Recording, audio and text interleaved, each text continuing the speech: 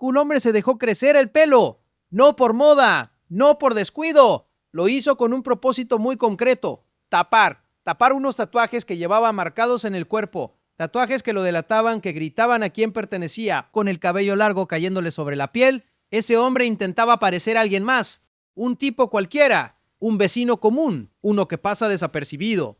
Pero eso era solo una parte de su disfraz, porque este hombre había convertido toda su vida en un escondite. De día, dormía encerrado en viviendas ocultos sin salir, como si el sol fuera su enemigo. Y de noche, cuando la oscuridad lo cubría, salía a moverse cambiando de vehículo de un lado a otro, siempre alerta. Y por si algo salía mal, tenía preparadas 2 rutas de escape, 2 salidas listas para desaparecer en cuestión de segundos.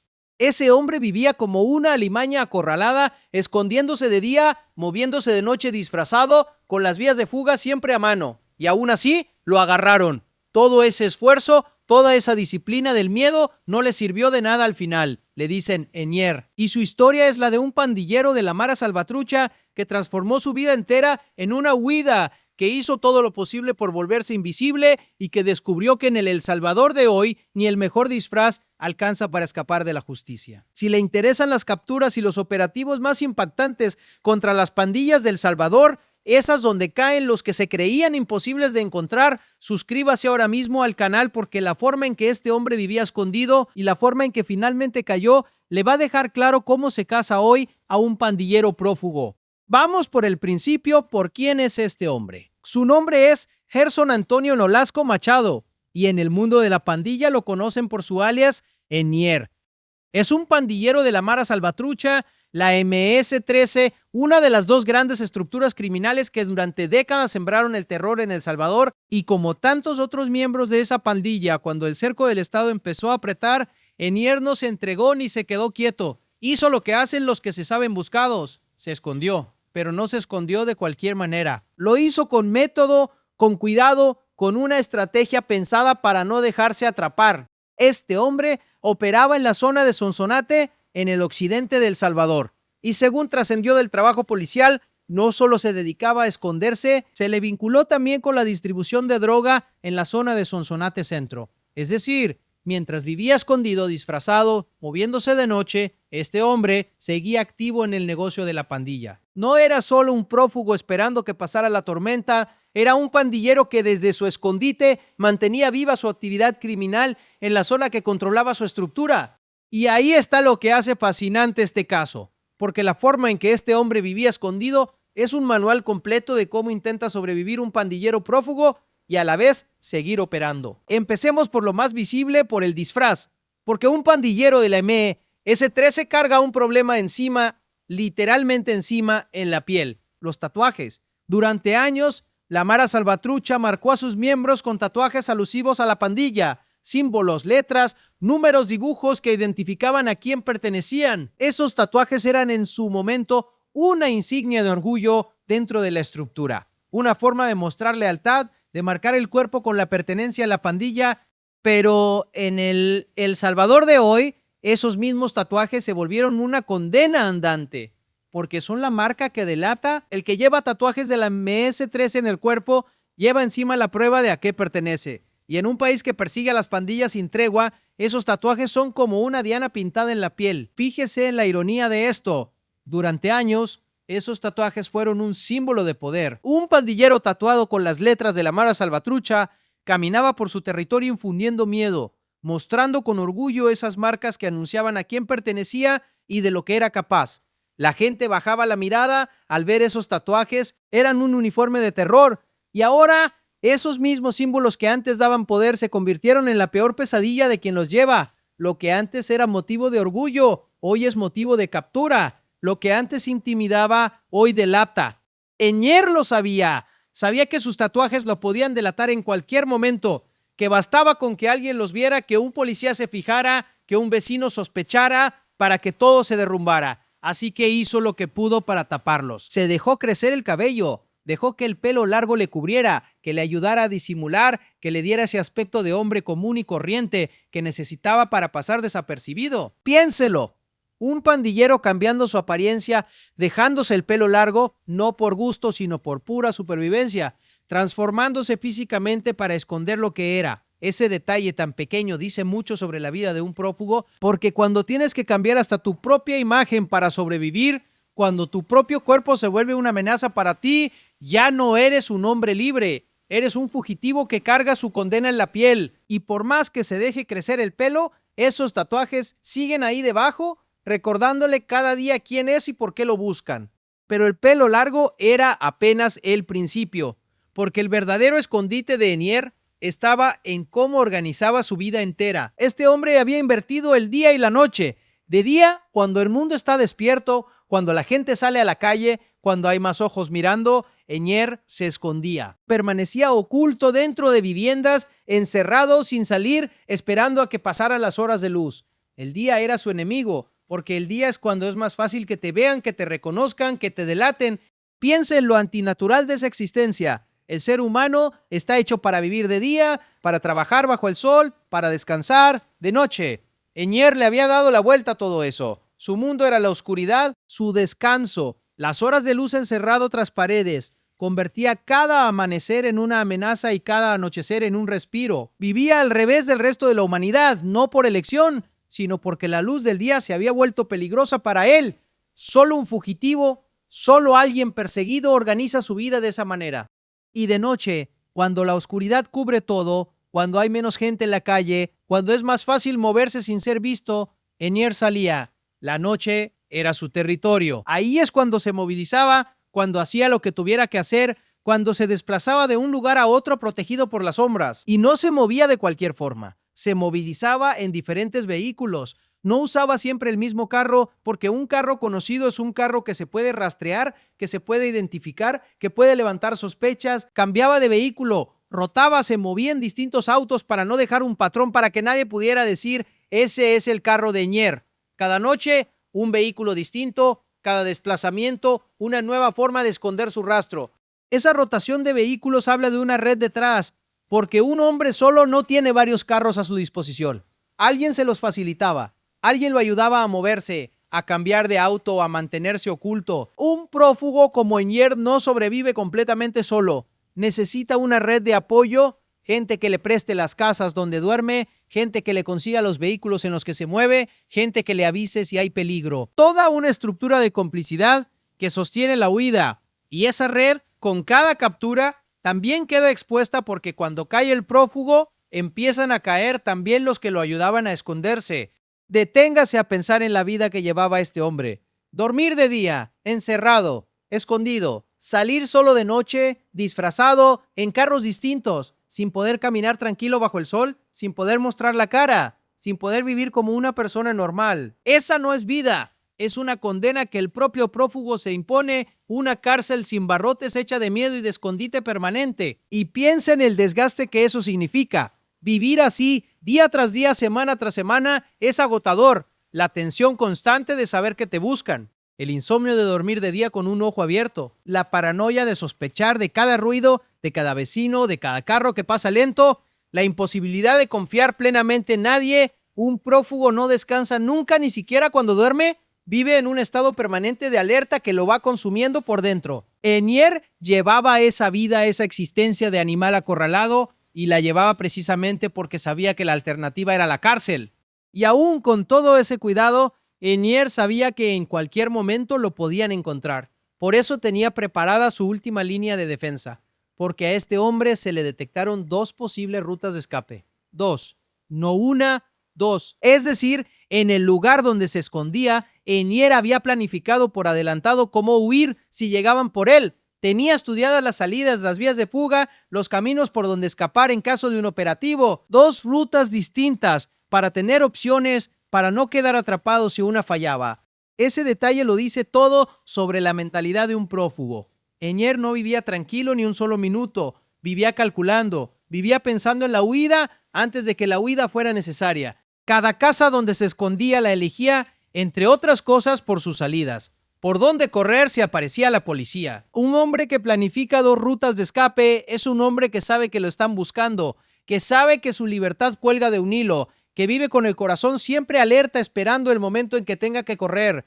Y piensa en lo que revela ese nivel de preparación.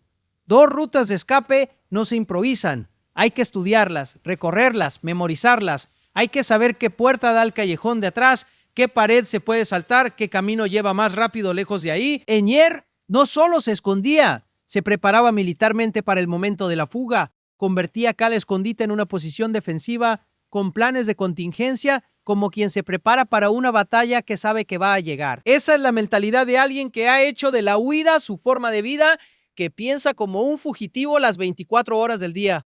Pero hay algo que ni las mejores rutas de escape pueden prever: el momento exacto en que llegan por ti. Porque las rutas de escape sirven cuando ves venir el peligro, cuando tienes tiempo de reaccionar, cuando alcanzas a correr, pero cuando la captura está bien planificada, cuando la policía llega con la información precisa y en el momento justo, no hay ruta que valga. El prófugo no alcanza a llegar a su salida, y eso fue exactamente lo que le pasó a Eñer. Y ese momento llegó, pero Eñer no alcanzó a usar ninguna de sus dos rutas, porque la Policía Nacional Civil lo capturó. El trabajo de investigación, el seguimiento, la inteligencia policial dieron con él a pesar de todos sus disfraces y precauciones, a pesar del pelo largo que le tapaba los tatuajes, a pesar de dormir de día y moverse de noche, a pesar de cambiar de vehículos, a pesar de las dos rutas de escape que tenía preparadas. Lo agarraron, y ninguna de todas esas medidas alcanzó para salvarlo. Y ese es el punto clave del caso, porque Eñer no cayó por descuido, no lo agarraron porque se confió, porque cometió un error tonto, porque dejó ver un tatuaje. Lo agarraron a pesar de que hizo todo bien, a pesar de que tomó todas las precauciones imaginables. Eso significa que no fue la suerte lo que lo atrapó, sino el trabajo, la inteligencia policial que hoy sigue a estos remanentes, que reúne información, que cruza datos, que ubica los escondites, que estudia los movimientos y que al final da con el prófugo por más cuidadoso que sea. La captura de Eñer no fue casualidad, fue el resultado de un sistema que aprendió a cazar precisamente a los que se esconden bien. Y eso cambia todo el cálculo para un fugitivo, porque si esconderse bien ya no garantiza nada, si tomar todas las precauciones no basta, entonces la huida deja de tener sentido. El prófugo hace todo el esfuerzo, se somete a esa vida miserable de escondite, renuncia a todo y al final cae igual. La pregunta que queda flotando para los que siguen huyendo es brutal. ¿Para qué tantos sacrificios si el resultado va a ser el mismo? Fue el propio ministro de Seguridad, Gustavo Villatoro, quien anunció la captura y detalló cómo vivía escondido este hombre. Describió el modo de vida de Eñer, su disfraz, sus horarios invertidos, sus vehículos, sus rutas de escape, y lanzó un mensaje directo a todos los que todavía andan huyendo como él. Dijo que a todos los remanentes de pandillas que sepan que la justicia no descansará hasta ubicarlos, que los tiempos de perdón y olvido quedaron atrás. Esa frase resume exactamente lo que este caso significa. Los tiempos de perdón y olvido quedaron atrás. Ya no hay escondite que dure para siempre. Ya no hay disfraz que alcance. Ya no hay rutina nocturna, ni pelo largo, ni rutas de escape que puedan mantener a un pandillero fuera del alcance de la justicia de manera indefinida. La frase del ministro no es solo una amenaza retórica, es una descripción de lo que está pasando. Eñer es la prueba viva de que esos tiempos, en efecto, quedaron atrás. Ahora, como siempre en este canal, toca poner las cosas en su sitio con la honestidad que usted merece. Eñer por ahora será procesado por el delito de agrupaciones ilícitas. Eso significa que se le señala por pertenecer a la estructura de la Mara Salvatrucha.